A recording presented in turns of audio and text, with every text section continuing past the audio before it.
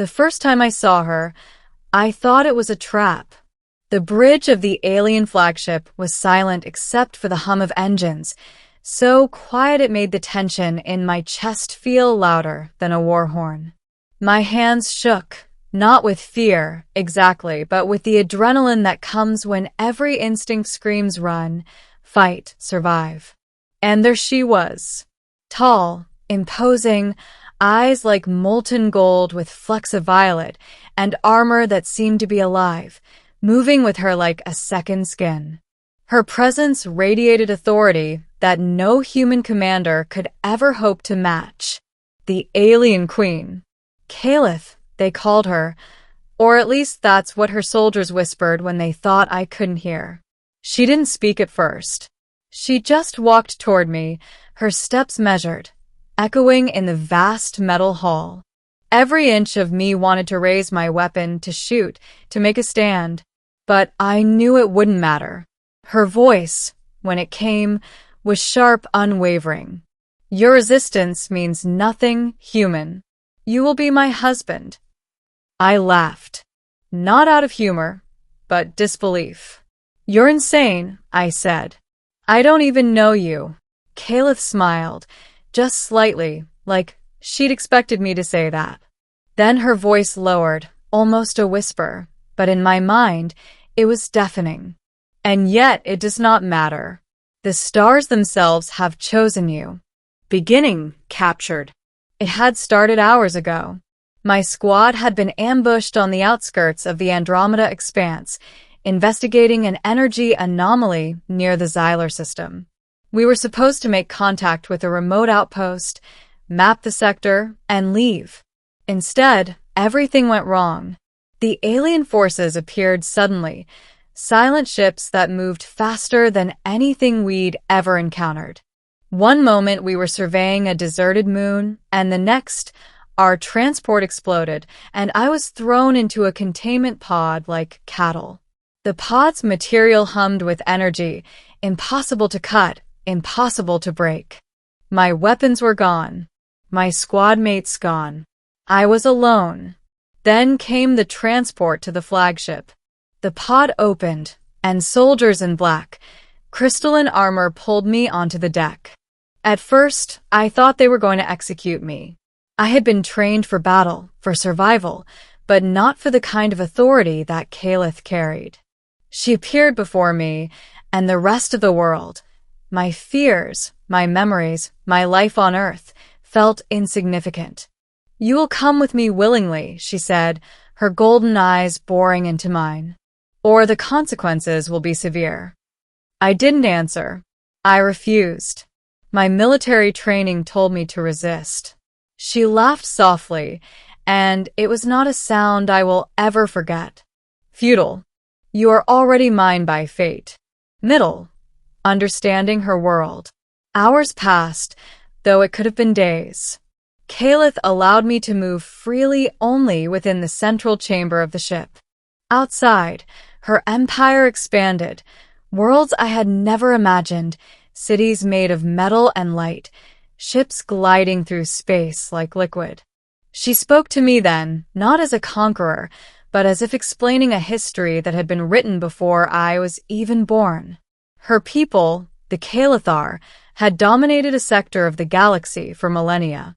They were ruled by bloodlines, prophecies, and a bond with the cosmic energies that flowed through stars themselves. Only one human could ever join their royal line, she explained. One who carried the dormant gene, the spark of something her people had long sought, a human whose soul was intertwined with cosmic destiny. You are that human, she said. Whether you accept it or not, the stars will not allow you to deny your place. I wanted to resist. I wanted to deny it. But every instinct in me felt different. Something was pulling at me, a deep, resonant thread I didn't understand.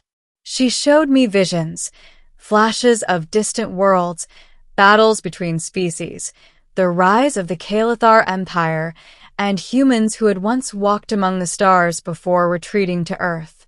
I could feel it in my veins, the echo of that lost history. And in that moment, I realized resisting her wasn't just impossible, it might be meaningless. Middle, conflict, and connection. It wasn't love, not yet. It was survival, instinct, and curiosity. Kaelith insisted on training me in the ways of her empire. She demonstrated combat techniques I had never seen, moves that defied gravity, weapons that bent light itself, and psychic resonance that allowed a Kaelithar to communicate without speaking. At first, I struggled. My muscles resisted. My mind rejected the lessons. But she didn't scold me. She guided me with patience, precision, and a touch of imperiousness that made every failure mine and every success hers to approve. And slowly, I began to understand. The husband she demanded was not just a spouse. It was a partner in rulership, a role that would give me influence, power, and responsibility beyond anything I had known on earth. I began to see her not as a conqueror, but as a being shaped by duty, expectation, and centuries of solitude. There was a loneliness in her, a longing for something genuine, and in the strange way of this empire, she had chosen me. Climax, the test of fate. The moment came sooner than expected. An enemy fleet had tracked her flagship, a fleet older than Earth itself, weapons charged with cosmic energy that could erase entire moons. The Kaelithar soldiers readied for battle, but Kaelith did something unexpected. She turned to me. "You will fight by my side. Your place is not behind me, it is with me." I panicked at first. Bare-handed, unprepared for alien combat, yet I obeyed. She handed me a small blade made of living light, and something in me awakened. It wasn't training or instinct, it was destiny. I moved as if I had always known how, anticipating attacks, defending, striking. Every move she demonstrated before came alive within me. Together, we cut through the fleet's lead ships, dodged beams that could melt steel, and neutralized the command ship. Kaelith fought beside me, her eyes no longer just regal. They were fierce, proud, and yes, protective.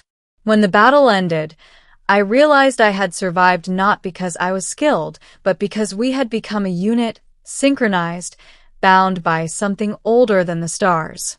"You see now," she said softly as we watched the enemy retreat, "resistance is meaningless when fate has chosen you." Ending acceptance. Days passed after the battle. She allowed me time to breathe, to understand the new reality of my life.